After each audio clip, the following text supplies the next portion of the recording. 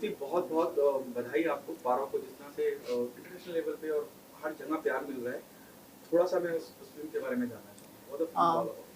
Thank you. पहले तो आप यहाँ आए और एक छोटी सी कलाकार का इंटरव्यू ले रहे हैं, उसलिए बहुत ही दिल से धन्यवाद। ये जो फिल्म है पारो, इसका हमने कान फिल्म फेस्टिवल में ट्रेलर लॉन्च किया था और हमने पोस्टर लॉन्च किया था। वो जो ट्रेलर है वो हमने फेस्टिवल सर्किट के लिए एक्चुअली लॉन्च किया था, वो सबके लिए नहीं था।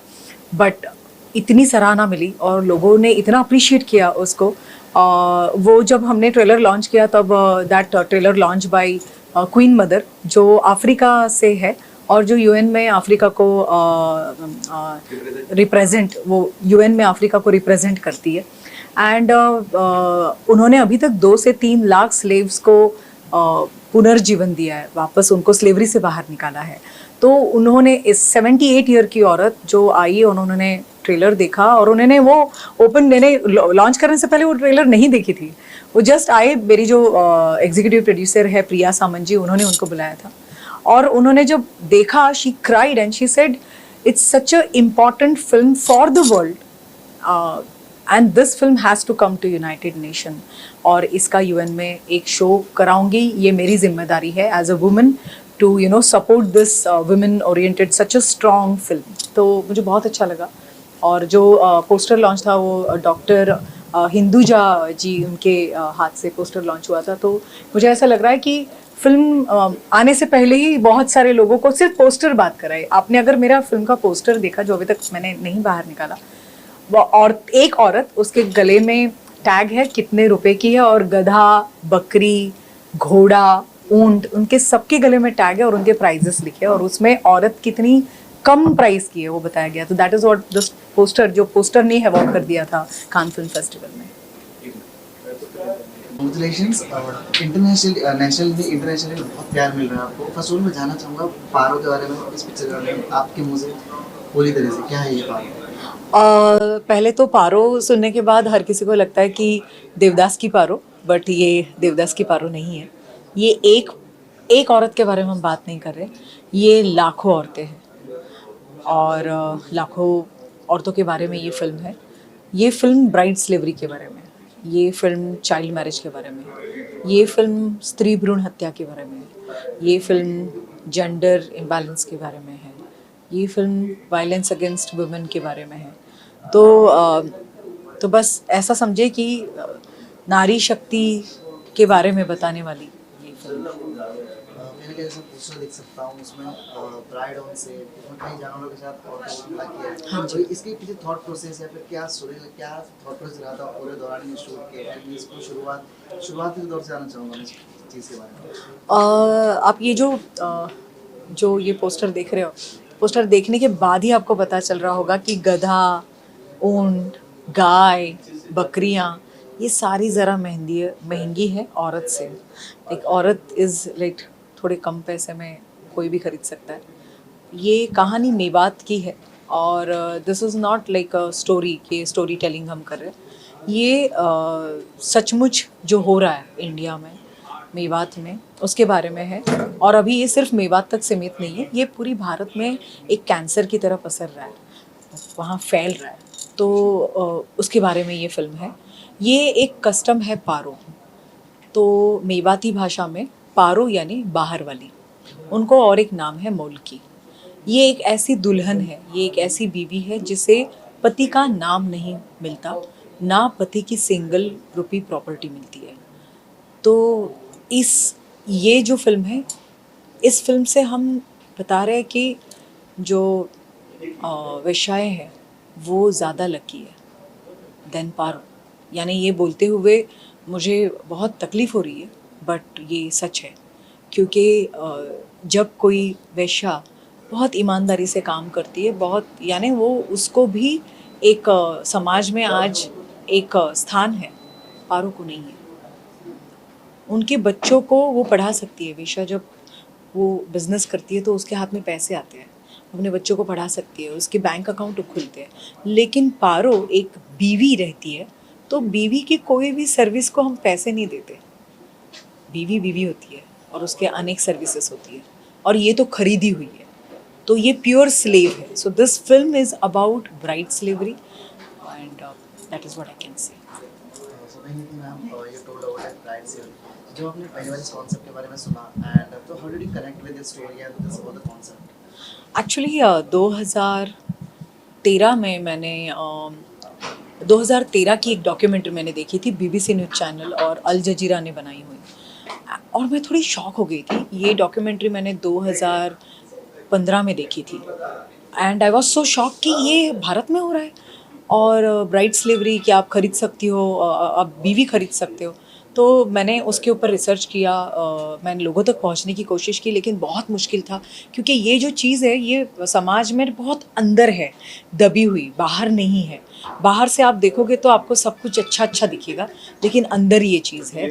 तो मैंने बीबीसी न्यूज़ चैनल के जो हेड थे जिन्होंने वो डॉक्यूमेंट्री बनाई थी, उनको मैंने फ़ोन किया और उनसे, मेरी सहेली ने उनसे बात करवाई, शीतल निकम उनका नाम है, उन्होंने बात करवाई, उनसे नंबर लिया और फिर मैंने जो एनजीओ है वहाँ पे काम करते हैं उन एनजीओ को जाके मिली एंड देन आई अंडरस्टैंड कि ये सचमुच है.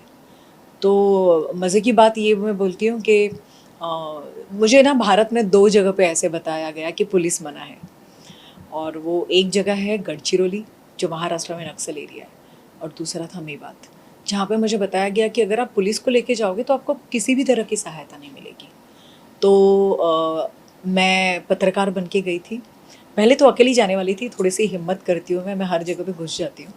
बट जब मुझे वहाँ के जो एसपी है उन्होंने जब मुझे बताया कि तृप्ति जी आप क्या हलवा पूरी खाने जैसा समझते हो मेवात में जाना, बिकॉज पुलिस जो है, हम इक्का दुक्का पुलिस नहीं जाते हैं, इक्का दुक्का पुलिस हम मेवात में नहीं जाते हैं, हम 25-30 पुलिस बस भर के जाते हैं क्योंकि वहाँ पे क्राइम रेट बहुत ज़्यादा है. तो आप अकेले कैसे जाना चाहते हो? तो ये सुनने के बाद मैं थोड़ी सी डरी, और मैंने ऑफ कोर्स हर एक बच्चे की जो ताकत होती है वो माँ होती है, and that's why I ask my mother, because ये बहुत ही कॉन्फिडेंशियल रिसर्च था. मुझे किसी को बताना नहीं था इसके बारे में क्योंकि मुझे पहले सच्चाई जाननी थी और उसके बाद मुझे बात करनी थी. बीइंग अ राइटर एक अलग स्टोरी जिसको मैं ढूंढ रही थी और जिसको मैं लोगों के सामने लेके आना चाह रही थी.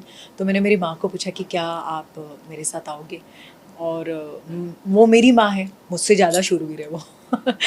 She just say yes. वो मुझे बोली कुछ नहीं है, तेरे सामने मरने अगर मर गई तो कोई टेंशन नहीं है, आती हूँ मैं तुम्हारे साथ. एंड वो सीनियर पत्रकार बनी, मैं जूनियर पत्रकार बनी, और ऐसे करके हम मेवात में कम से कम 1 हफ्ता घूम रहे थे. And I was so shock कि मेवात में भारत में जितने स्टेट हैं वो सारी स्टेट की औरतें आपको वहाँ पे एज अ ब्राइड स्लीव मिलेगी, एज अ बीवी, खरीदी हुई बीवी करके मिलेगी. तो फिर आप महाराष्ट्र हो या गुजरात हो या कर्नाटका हो या आंध्रा हो या उड़ीसा हो या राजस्थान हो या दिल्ली हो, you just name the state and all women are there as a bride sleeve. So वो बहुत ही चौंकाने वाली चीज़ थी. और फिर मुझे पता चला कि येस ये सच्चाई है और इसके बारे में मुझे थोड़ा सा लाउडली बोलना चाहिए. और येस मैं इस पर एक फ़िल्म बना के, डेफिनेटली एक अवेयरनेस की फ़िल्म बना के लोगों के सामने पेश कर सकती हूँ. मैं तो कई प्रोजेक्ट्स में काम किया है, चाहे वो टीवी हो या फिल्में हो, कई जगह काम किया है. कहीं ना कहीं ऐसी जो सिनेरियोज होते हैं या फिर ऐसी जो खबरें होती हैं उन पर पिक्चर जनरली बनती नहीं है. ज़माना चल रहा है, लोग एंटरटेनमेंट देखना पसंद करते हैं, बट और इस माहौल में ये मूवी लाने का ख्याल कैसे? मुझे ऐसा लग रहा है कि हम सारे उठते हैं और फिल्म बनाने का जब नाम लेते हैं तो everyone talk about numbers and stars. मुझे ऐसा लग रहा है कि फिल्में सिर्फ नंबर और स्टार नहीं होती है, फिल्में कहानी होती है, कंटेंट होता है. फिल्में एक ऐसा स्ट्रॉन्ग टूल है, एक ऐसा माध्यम है जो समाज में बहुत सारी चीज़ों को बुराई भी बता सकता है और अच्छाई भी बता सकता है. अब उस फॉर्मेट को आपको कैसे यूज़ करना है वो हमें सोचना चाहिए. जैसे मार धाड़ की फिल्में आप दिखाओ, क्राइम बढ़ता जाएगा. सेक्स के ऊपर फिल्म दिखाओ, बच्चों के जो हार्मोन्स बढ़ते रहेंगे और then so many things will happen.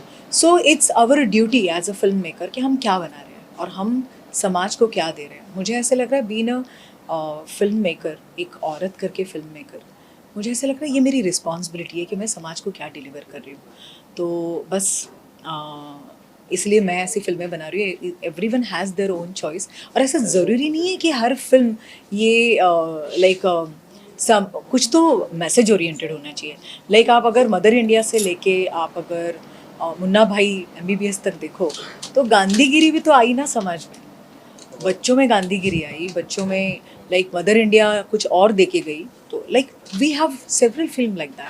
मुझे ऐसा लग रहा है कि इस तरह की फिल्में जिसमें एंटरटेनमेंट भी हो, सिर्फ नंबर और स्टार ना हो, उसमें कुछ तो मिले। क्योंकि ऑडियंस जब पैसा खर्चा करता है, अभी अगर आपने थिएटर की टिकट देखे ना, तो एक गरीब आदमी शायद साल में 5 बार ही पिक्चर देख सकता है, इतने थिएटर के रेट है। और अगर वहाँ पे एक पॉपकॉर्न खरीदने जाए, तो मुझे ऐसा लग रहा है उसका दिन भर का पूरा खाने का पैसा है वो एक पॉपकॉर्न।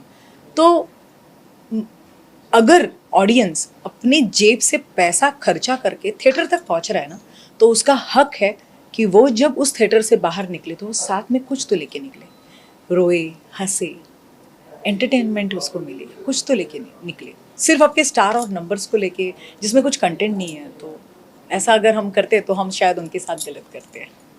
आपने नंबर से कलेक्शंस की बात की, तो कहीं ना कहीं क्या आपको ऐसा लगता है कि सिर्फ नंबर्स और कलेक्शंस के पीछे भागने की वजह से कहीं ना कहीं जो ऑडियंस है वो मेन कंटेंट से दूर होती जा रही है, चाहे वो बॉलीवुड या हॉलीवुड? हाँ, दूर हो रही है, ऑफ कोर्स हो रही है। मुझे ऐसा लगता है कि इंडिया एक ऐसा खदान है, एक ऐसा खजीना है बहुत बड़ा, कि आप उसमें से जितना निकालो उतना आप निकाल सकते हो। इतनी सारी स्टोरियाँ, इतनी सारी लाइफ रियल चीज़ें, इतने सारे कल्चर, इतना समृद्ध कलरफुल हमारा भारत है। हमारे भारत में सिर्फ मारधाड़ नहीं है या ढमाक ढिमाक गाने नहीं है। हमारे भारत में बहुत सारी चीज़ें हैं। हमारे भारत में रशियन औरतें क्यों आके नाच रही है, पीछे सारी इंग्लिश औरतें नाचती है। हमारे यहाँ पे मुझे समझ में नहीं आता, मुझे ऐसा लग रहा है कि भारत को आप जितना दिखाओ उतना कम है। इतनी प्यारी कहानियाँ हैं और इतनी कहानियाँ बताने के लिए है। So that is what I feel. Ma'am content की बात की, तो जब कह रहे हैं कि कहीं बहुत दबा हुआ है ये चीज़ है, बहुत दबा हुआ चीज़ है, तो कहीं जब हम इसको बाहर लाओगे तो रेपोकेशंस भी आते हैं बहुत सारे। कहीं ना कहीं लोग जो लोग इससे कनेक्ट नहीं कर पाएंगे वो गलत लिखेंगे, और जो कनेक्ट कर पाएंगे वो ऑफकोर्स तारीफ तो होने वाली है। ऑफकोर्स इस चीज़ को लाना, इसके लिए बहुत सारे गट्स होते हैं। तो आप दोनों चीज़ के लिए किस तरह प्रिपेयर्ड हैं? मुझे ऐसे लग रहा है कि हम लोकशाही में जीते हैं, और मुझे ऐसा लग रहा है कि हर किसी को बोलने का हक है, and that's a good thing कि स्पीच का फ्रीडम है हमारे भारत में। That's a very good thing. बोलना चाहिए, जिसको अच्छा लगा उसको अच्छा बोलना चाहिए, और जो बुरा लगा उसको बुरा बोलना चाहिए। मुझे नहीं लगता कि उसमें कुछ गलत है। बट एक ही है कि हमें हमारी ड्यूटी समझ में आनी चाहिए कि हम समाज को क्या दे रहे हैं। आप उस रिस्पॉन्सिबिलिटी को लो अपने कंधे पे और फिर डिलीवर करो। उसके बाद फिर पब्लिक माई बाप है, वो क्या देगा वो फिर हमें मंजूर करना चाहिए। ऐसी कोई चीज़ है डूइंग जो एक पूरे कैरेक्टर के दौरान अपनी एक चीज़ कोई सीखी? क्योंकि हम पढ़ते हैं तो ऑफकोर्स हम बहुत सारी चीज़ जानते हैं, लेकिन जब उसको जीते हैं तो हम और सीखते हैं। तो हाँ। क्या सीखा आपने इस पूरी जर्नी में? पेन, बहुत पेन, और सहनशीलता। हमारी भारतीय नारी में जितनी सहनशीलता है, मुझे नहीं लगता किसी और औरतों में रहेगी। क्योंकि जो पारो का किरदार मैंने निभाया इस फिल्म में, वो उतना आसान नहीं था, बहुत मुश्किल था। और बस मैं उन सारी पारों को, यानी मैं उनका रूप बन के आपके सामने आई हूँ, और बस मुझे ऐसा लग रहा है कि शायद मैंने उनको जस्टिस किया हो, तो बस भगवान की देन है ऐसा मैं समझूंगी, और उनका आशीर्वाद है समझूंगी कि उनकी आवाज़ मेरी माध्यम से मैं लोगों तक पहुंचाने वाली हूँ। और ऐसी आवाज़ मुझे पहुंचानी है उन तक, और उनका दुख, उनकी सहनशीलता, उनकी तकलीफ़ें, कि हमारी जो गवर्नमेंट है उसको थोड़ा सीरियसली ले। और ये जो औरतें हैं जो एक्चुअली ब्राइड है, बीवियां हैं, तो बीवियों के उनको सारे हक मिले। और दूसरा, उनको अस्तित्व नहीं है तो उनको अस्तित्व मिले। उनके आधार कार्ड नहीं है, उनका कोई अस्तित्व नहीं है, क्योंकि वो पेपर पे नहीं है। वो पेपर पे नहीं है, इसका मतलब वो धरती पे नहीं है। तो बस यही मोटिव है, और वो साकारने की कोशिश मैंने इस फिल्म के द्वारा की है। अगर सफल हो गया तो मुझे ऑडियंस ही बताएंगे उनको अच्छा लगा कि नहीं लगा। That's it. कहीं जब मैं इस बार बार पढ़ रहा था, तो कहीं मैंने इसमें एक और भी किरदार देखे, जिसमें ताहा शाह जो हीरा मंडी से उनको इतनी अच्छी पहचान मिली, वो भी आपके साथ काम कर रहे हैं। सो आप उनसे पहली बार मिली, आप किस तरह की बातचीत है, कैसा बॉन्ड शेयर किया आप लोगों ने एक्सपीरियंस? ताहा is a really brilliant actor, और इंसान करके बहुत ही अच्छा लड़का है, बहुत ही अच्छा लड़का। जब ताहा को पता चला कि मैं इस तरह की सब्जेक्ट पे फिल्म बनाने वाली हूँ, उसने उस चीज़ को इतना गौर किया और बोला कि this film has to come front of the people. Initiative लिया, सिर्फ इनिशिएटिव लिया, ही हेल्प मी एवरीवेयर, जहाँ जहाँ पॉसिबल हो, he really help me and he become a very strong part of Paro team. So it was a really wonderful experience to work with Taha. काफ़ी अच्छा लगा आपसे बात करके एंड पूरी जर्नी को आपसे जान। बस वो कांस के बारे में बता दो और अपना प्रीवियस टॉपिक जो उसका है ऑस्कर कांस के Okay. अवार्ड्स। सो मेरी 2014 में मेरी फिल्म टूरिंग टॉकीज, मुझे ऐसे लगता है कि टूरिंग टॉकीज जो नहीं कर पाई ये पारो कर ले तो बहुत अच्छा होगा। जैसे 2014 में ऑस्कर में लिस्टेड थी टूरिंग टॉकीज एंड श्रीदेवी जी के साथ मैंने बेस्ट एक्ट्रेस अवार्ड शेयर किया था उनको इंग्लिश के लिए और मुझे टूरिंग टॉकीज के लिए। मेरे लिए तो वो ऑस्कर से बड़ा है एक्चुअली, सच बताऊँ तो, क्योंकि ऐसी लेजेंड एक्टर के साथ अवार्ड शेयर करना बहुत बड़ी बात है। बहुत सारे देशों में टूरिंग टॉकीज को जैसे नवाजा गया था, बहुत सारे पुरस्कार मिले थे। चाहती हूँ कि पारो का उससे भी अच्छा कुछ हो जाए, मुझे ऐसा लग रहा है कि अच्छा होगा इंशाल्लाह। और ये फिल्म का ट्रेलर जो था पारो का, हमने उसकी शुरुआत की थी कान फिल्म फेस्टिवल में, और कान फिल्म फेस्टिवल में हमने सिर्फ फेस्टिवल सर्किट के लिए उसको लॉन्च किया ट्रेलर को, बट वो तो बड़ी न्यूज़ बन गई। Like people just love it like anything, और इतना लोगों का अच्छा रिस्पॉन्स था, इतना फास्ट रिस्पॉन्स था कि people start joining me, everyone. एक पारो मोमेंट जैसे शुरू हो गई है, everyone wants to join and help this women कि उनके साथ सही होना चाहिए और ये स्प्रेड होना बंद होना चाहिए। Everyone are now on the same page कि गर्ल किलिंग बंद होगी तो ये जो है, ये जो बीवियाँ, आज मुझे ऐसा लग रहा है कि ये जो खरीदी हुई बीवियाँ ये कैंसर है। अगर हमने आज भी हमारी छोटी बच्चियों को मारना नहीं बंद किया तो 10 साल के बाद शायद ऐसा वक्त आएगा कि जिसके घर में बेटी पैदा हो उसको लॉकर में उसको लॉक करके रखना पड़ेगा। कल तक ये लड़कियां कम हैं, इसलिए आज गे प्रमाण बढ़ गया है, लड़कों को यूज़ किया जा रहा है। हमें आज तक न्यूज़ में एक ऐसी न्यूज़ मिलती थी कि लड़की का रेप हो गया, बलात्कार हो गया। मुझे ऐसा लग रहा है कि 7-8 साल के बाद अगर ये सिचुएशन नहीं चेंज हुई तो ये सुनने मिलेगा कि भारत में लड़के का रेप हुआ, लड़कों का बलात्कार हुआ। तो ये कंडीशन तक हम ना पहुँचे उसके पहले हम संभल जाए, बस यही एक इच्छा है एज अ फिल्म मेकर। एक चीज़ मुझे छूट गई, जब हम बॉक्स ऑफिस से बात कर रहे थे तो कहीं ना कहीं जो बॉक्स ऑफिस होता है उसको उसी पे लोग जज करते हैं कि मूवी हिट है या फ्लॉप है। तो पता नहीं आपको आपको फ़र्क पड़ता है कि बॉक्स ऑफिस में बड़े नंबर्स होने चाहिए या फिर अदर बॉलीवुड जो मेन बॉक्स ऑफिस फोकस करता है कि अगर बॉक्स ऑफिस बड़ा कलेक्शन है तो मूवी हिट है, कंटेंट को कोई सराहना नहीं? मुझे नहीं फ़र्क पड़ता। उसका कारण ये है कि मैं सिर्फ पैसे बनाने के लिए फ़िल्म नहीं बना रही हूँ। मैं बहुत इज्जत करती हूँ फिल्मों की। पैसा तो कोई भी बना सकता है, चोर भी बनाता है पैसा। मुझे ऐसा लगता है फिल्म को बहुत क्लेवरली प्रेजेंट करना चाहिए, बहुत ही सोच समझ के प्रेजेंट करना चाहिए। मेरे लिए देखो, मैंने जैसे टूरिंग टॉकीज नाम की फ़िल्म बनाई, मैंने टूरिंग टॉकीज बनाई, लोगों को पता चला कि टूरिंग टॉकीज नाम की चीज़ है, आज भी है महाराष्ट्र में। आप बिलीव नहीं करोगे कि टूरिंग टॉकीज जो थी, जब हमें भारत स्वतंत्र हुआ तो भारत स्वतंत्र होने के बाद कॉन्क्रीट सिनेमा जब इंडिया में आया तभी टूरिंग टॉकीज को बाहर निकाला गया। 50,000 से कम लोक संख्या वाले गांव में टूरिंग टॉकीज लगते थे। बट जब मैंने ये फिल्म बनाई, जब उसका अवेयरनेस हुआ, गवर्नमेंट तक पता चली, तो वहाँ पे एक एक्ट लिखा था कि टूरिंग टॉकीज शहरों में नहीं लग सकती। उस एक्ट को शिथिल कर दिया, वहाँ पे तृप्ति भोयर फिल्म्स का टूरिंग टॉकीज फिल्म का नाम लिखा गया और उस एक्ट को शिथिल करके आज उस फिल्म के बाद बहुत सारे टूरिंग टॉकीज वाले जो लोग हैं वो गाँव से अभी थाना कल्याण में शोज कर रहे हैं और तंबू लगा रहे हैं। देखिए कितनी बड़ी बात है। AR रहमान जी जो है, उनको जब पता चला कि टूरिंग टॉकीज नाम की ऐसी फिल्म है और वो अभी हमारा कल्चर डाइंग कल्चर है, सबसे बड़ा कल्चर। आप सोचिए कि दादा साहेब फाल्के ने पहली पिक्चर बनाई और वो पहली पिक्चर को जब प्रचलित किया गया, लाइक आज अपनी ये सबसे बड़ा बिजनेस जो है वो फैला, वो बिकॉज ऑफ टूरिंग टॉकीज, क्योंकि गाँव के मैदानों में तंबू सिनेमा लगा और इसीलिए लोग देखने लगे और वो अपनी सबसे बड़ी इकोनॉमी बनी। तो इस चीज़ को जब फिल्मों के द्वारा समझा गवर्नमेंट ने या AR रहमान सर ने, AR रहमान जी ने तो इमीडिएटली एक तंबू को अडॉप्ट कर लिया। अब मुझे बात बताइए कि मेरा करोड़ों रुपया कमाना और ये फिल्म के द्वारा मुझे सक्सेस मिलना कौन सी बड़ी बात है, पैसा तो ऐसा उड़ जाता है, बट ये जो मैंने एक कम्युनिटी के लिए किया एक फिल्म के द्वारा, मुझे ऐसे लग रहा है कि वो मेरी सच्ची विजय है। तो मैं नहीं मायने रखती पैसे कितने कमाती है फिल्म। कहीं ना कहीं आपके जो आपको प्यार करने वाले जो दर्शक हैं और जिन दर्शकों तक आपने जो फिल्म बनाई है, जिसके फिल्म के जरिए आप उन तक पहुंचना चाहते हो, उनको क्या मैसेज देना चाहोगे? प्लीज़ पारो पिक्चर देखो। बहुत दिल से बनाई है, हर किसी ने मेहनत की है, हर एक टेक्नीशियन ने मेहनत की है, और कहीं ना कहीं वो फिल्म देखने के बाद आपको समझ में आएगा कि आपके आजू बाजू का जो समाज है उसको कैसे सुधारना चाहिए।